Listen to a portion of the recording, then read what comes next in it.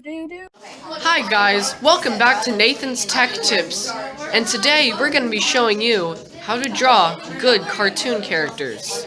Without further ado, let's get started. So first, you want some good supplies. Here we've got some pens and some pencils. Usually, I like to go for a color theme, so let's start out with a red pen, because red it's a nice fiery color, but typically, if you want to go more detailed and realistic, try like a mechanical pencil. It's nice and sharp, so it doesn't go dull when you don't want it to. Okay, so without further ado, let's get drawing. Alright, so the first step is to have a good idea. Remember when I said the first step was to have supplies? Well, plot twist, I was lying. You need to have a good idea first. Like, for example, what if there was a person that was made entirely out of fire? So since red is a nice fiery color, we have a nice color theme going. So we want to begin with a nice, simple shape. Maybe the first thing that comes to mind. Like, if you think of a fire person, maybe you think of like, I don't know, their head is a flame. So first we start by drawing a flame. Remember to make it nice and simple, because complex doesn't necessarily mean better, so maybe nice and simple shapes. Yeah, just like that. Now that looks nice. Alright, so now on to the rest of the body. When people think of cartoon characters, most just have a differing head, and the body's all the same. Just, you know, typical body, and then they got arms, and then they got legs. But no, you've got to differ from that, because otherwise they'll all almost look pretty much the same. So since it's a fire person, maybe they have, like, fiery arms or something. That looks better than just if we did, like, I don't know, just a regular hand like that or something. Yeah, see, that's bad. We don't want that. Let's do the other arm. Maybe he's, like, waving. So that looks nice. Alright, now for the rest of the body, it's kind of hard to, like, do a different body, because they're all just really just kind of like a square. But, I mean, maybe we can do it like, just kind of like a flame, just kind of wispy, like a thing of smoke. But do we want legs on this, or do we want it to come from maybe, ooh, so, let's get creative. Let's do it from like a thing of fire, maybe firewood. It's like a spirit of fire. Ooh, yeah, that would look nice. Now let's add some flames. Always add good lines like this to add to the whole aesthetic of it. Now, this looks great now, but it still looks a little incomplete. Why? Well, for actually a lot of reasons. First of all, this guy doesn't have a face. Now, we could give him a normal face, but why would we want to do that? I don't know. Let's not give him eyes. And since he's like fire, let's give him like a kind of a fire-shaped nose. That looks cool. Now let's give him a nice mouth. Look at that. Looks like a nice and outgoing guy, just kind of laughing all the time. Cool. Alright, now, we could give him eyes, but, I mean, maybe we shouldn't give him eyes. Let's take some creative liberties there. Not all characters have to have eyes. Not all characters have to have noses. You could draw him, I'll just quickly sketch him again.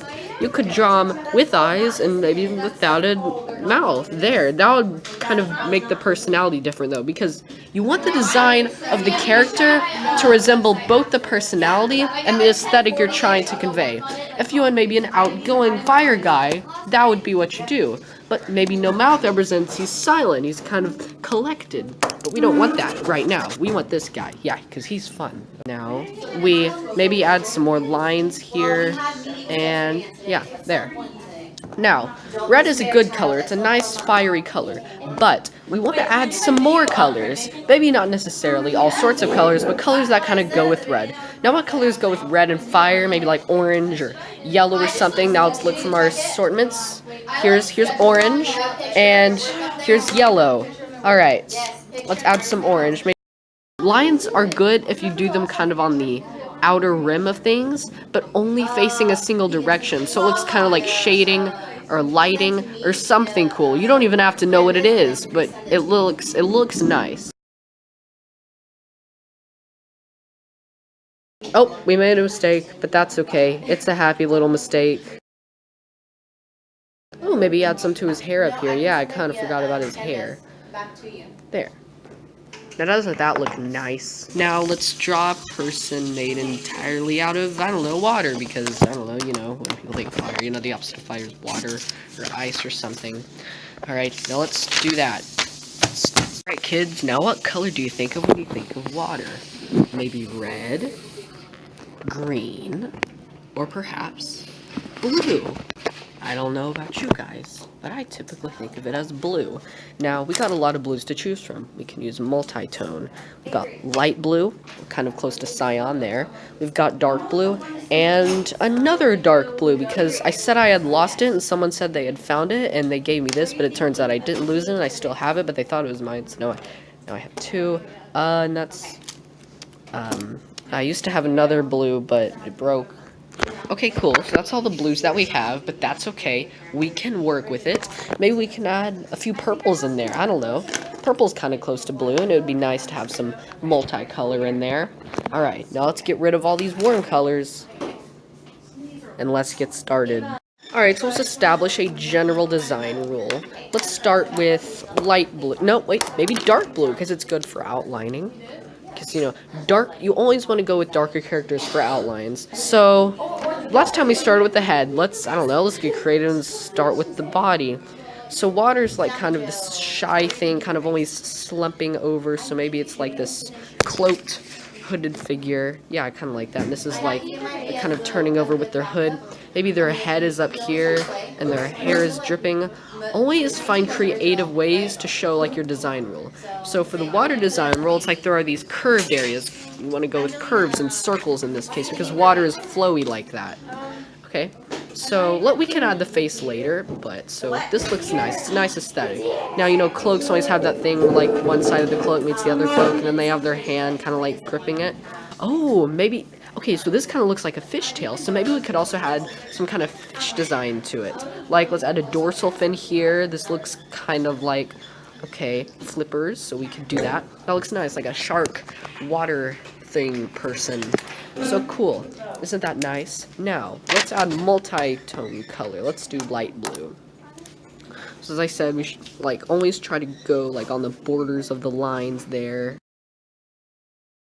Good, now that looks nice, but it looks kind of weird. You know why it looks weird? Because it doesn't have a face yet. Make the face purple. I don't know, we haven't used purple yet. Be creative, try to use different colors. But don't use colors so different and drastic that it affects it. Like, orange wouldn't be really good to use in this case. Now, maybe, like, they're closing their eyes, and their eyes are, like, watery. Maybe they're crying, and then maybe their mouth could look like that because they're crying.